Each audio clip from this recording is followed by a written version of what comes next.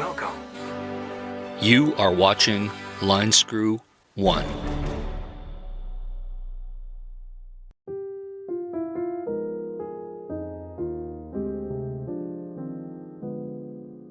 Well, hello tubers. Hope you're doing well, no matter where you are in this crazy YouTube universe.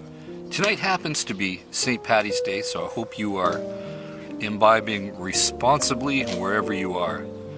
No drinking, no driving, especially if you got a big RV or a motorcycle, or heck, even a car. Not worth the hassle. So I've been busy, very busy, because I'm going full-time again, like full-time as in moving around. Gonna do the grand tour. And I've learned, man, once you decide to go full-time and you want to be comfortable, you gotta buy a lot of stuff. You gotta get ready. All I've been doing for weeks now is ordering stuff, deciding what I'm gonna do, what I'm gonna have, what I'm gonna use to make my life comfortable. I swear half my life is just online buying crap. For example, decided I'm taking the motorcycle, so I had to go buy a hitch carrier. I didn't want to tow a vehicle, didn't want to have an actual trailer to deal with, didn't want to have to register it and insure it and all that stuff. The bike's already insured, so I'm going to get a hitch mount put in. Actually, I got to get a tongue. I'm waiting for some parts. I'm going to get that installed. I've already got the trailer hitch carrier, but like I said, got to get the receiver, I guess that's what it's called.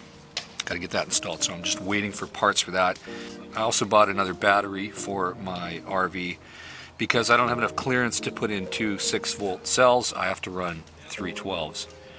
So one of them gave up the ghost. Coincidentally, it was one of those crappy Walmarts. So I got another heavy-duty Deep Cycle Group 31 in as my third battery so that I can have more power. I've also bought a couple portable solar panels just to assist me with having a little more electricity for whenever I'm boondocking. On top of that, I've got the generator that I gotta change the oil in and get ready. I'm shopping for another bigger generator because I don't know about you, but you know, Canada gets hot summers and I want to be comfy, so I need to get that perfect generator that is reliable, decent, and will power the air conditioner. So that's on the list to be purchased in the next little bit too. But you know, I like to do a little research so I don't overpay and I buy the right equipment for the road. But like I said, it's just a long list of stuff. I've got to reactivate my Garmin Explorer satellite communicator because often I'll be camped where there is no cell service, and I definitely want to be able to text people or have emergency services if I had a heart attack or something like that. So I got to reactivate that. I got to go online and give them my credit card. But I'm telling you, people who think that just going on the road willy-nilly, it's just a matter of having your credit card and a couple rolls of toilet paper and some steaks and a 6-pack of beer. No. To do it where you're actually comfortable, because I've been living in this RV, what, 7 years now? Now, I know you guys are thinking, yeah, but he cheats. He rents luxury apartments from time to time. Yes, I do, because I save so much living in this damn thing that I can afford to do that. So, but hey, it's just all part of my lifestyle, good or for bad. But to actually go full-time where every night could be a different location, I want to be comfortable. Some people don't care about being comfortable. I want all the gadgets. I want the stuff. I don't want to be too cold at night and too hot in the daytime when it's, you know, the peak summer season. So I just need to buy all the crap so that I can run the gadgets and I can be comfortable. Call me a high-tech redneck. Oh well, it's just the way it is. Oh, and if you did notice, I got rid of a lot of that homeless look with the beard. Yeah, I couldn't take it anymore. Because since I will be a homeless nomad, so to speak, I didn't want to look like one. Now, I know some of the RV nomads out there, they like looking horrible, and they're aging so fast. Their hair is all crazy, and their beards are all crazy, and that's a fun look for a while. But in the end, really, do you want to go into a store and look like that guy or that girl? But apparently Carolyn's RV life, she's okay with it, and we have to salute her for her proud and strong stance to look like a rugged woman. We salute you, Carolyn. What are you gonna do? So if there is any suggestions of things that I need, because I've got a long list of big and small things, trust me, little things are on the list. Like I've got a charger for one of my power packs that the connection is finicky. So what did I have to do? I had to go on to Amazon and buy a replacement. You know, I got to buy another electric toothbrush. I've got to stock up on propane cylinders, dog food, flea medication for the dog. I mean, the list goes on, and I want to have it ready so if I'm in the middle of nowhere, don't have to worry about, you know, jumping on the motorcycle and driving 100 miles to the nearest Walmart. No, I'm not going to do that unless I absolutely have to. Even though that's the whole idea of bringing the motorcycles. If I need a 6-pack of beer or a loaf of bread, I'm not going to drive the RV that gets 9 miles per gallon when the motorcycle gets, 50. Just doesn't make sense now, does it? So, but if you guys have any suggestions of things that I might find handy or useful camping in the middle of nowhere, you let me know, because there's always new things coming out that I haven't even thought of, and there'll be a time where I'll be camped in the middle of somewhere out in the Rocky Mountains and I'll go, darn, I wish I had that. So if there's new gadgets that you think I could use that I should have, put it in the comments section below, because I'd love to hear about it.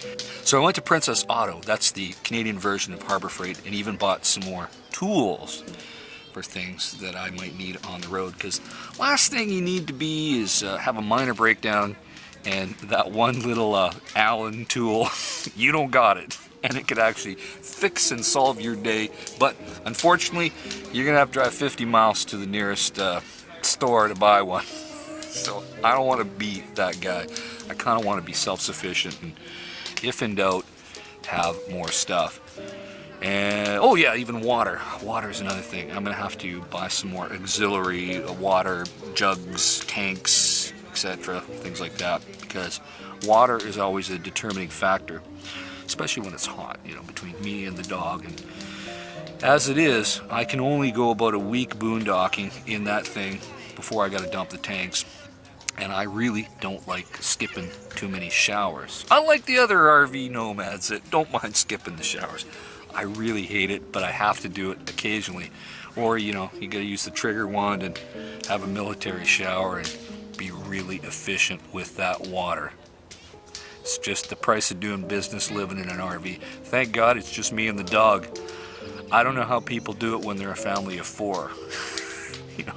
The black tank's got to be emptied every 48 hours. Don't know how people do it, but kudos to them if they can pull it off.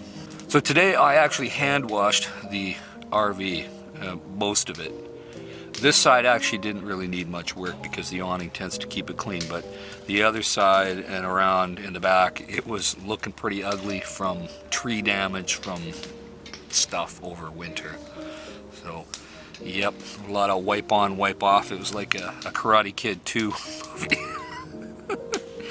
I can feel it in my arms. That's what happens when you get old and doing 2 hours of this.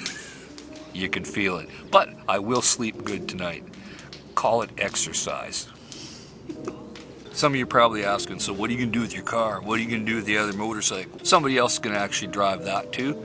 My car, I'm going to pawn that off and park that somewhere else because I don't need it. I was tempted to actually tow the car with a dolly, but I just figured, nah, why? When you pull into an actual campground, some of them have,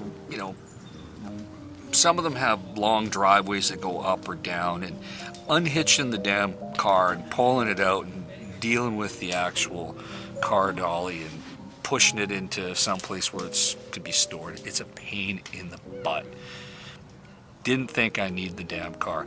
Is it convenient? Yeah, but if I really need to buy something big, I'll drive the RV.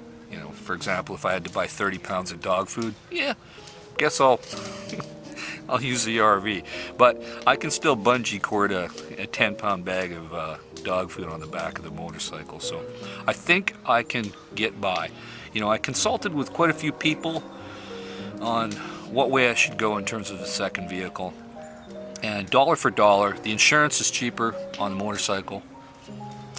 Having the car really doesn't give me much of an advantage for the lifestyle I'm going to live in the summer anyway. So, you know, if it was the winter, it'd be a different story. If I was taking the RV and heading up to the Yukon for the whole year, and of course I'd need a car in the Yukon because the winter you can't ride a motorcycle. But hey, if I do wind up in the Yukon, nothing stopping me from flying back down here to Vancouver, picking up the car, driving her back, if I decide to stay somewhere for a long period of time. Who knows where I'll wind up?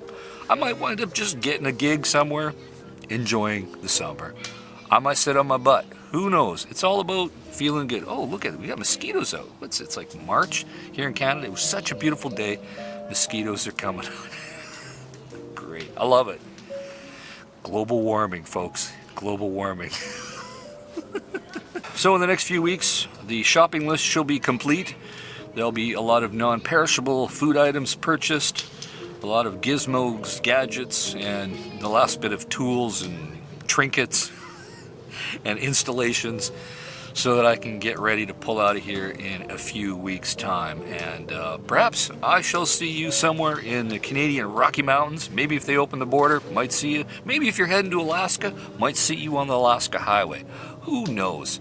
Life is an adventure, so I'm looking forward to it, and I just want to do it comfortably, the right way, you know? I don't want to do it where I'm always wondering, gee, I wish I had that. I don't want to be that guy. I just want to have everything that I need. The only thing I'm debating on that I really need or not is satellite TV. I'm leaning towards yes, but do I actually need it? Probably not. That one I'm going to sit on for a couple weeks because I'm not convinced that I actually have to have it.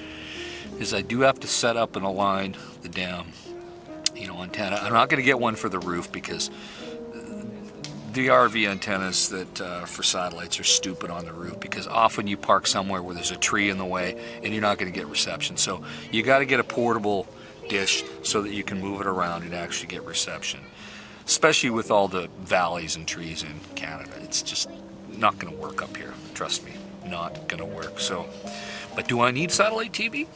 No, it's not a need. It's more of a want. Especially if I'm in the middle of nowhere where my cell phone don't work. I'm using a satellite communicator to talk to people or text to people.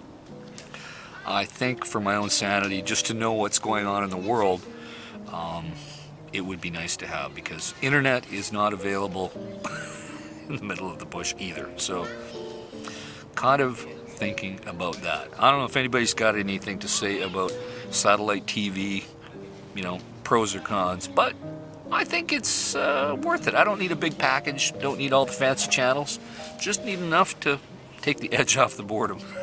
And I'll have enough solar power to run all that, so I'm not really worried about that. So those are my thoughts of what I've been doing and what I've been gearing up for the big move, the big push, the big hiatus to Canada's remote hinterland.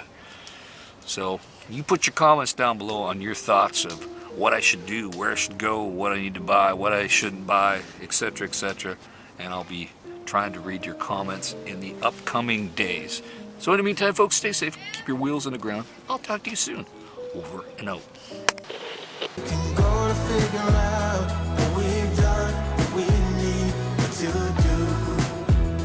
I got you, I got you, I got you.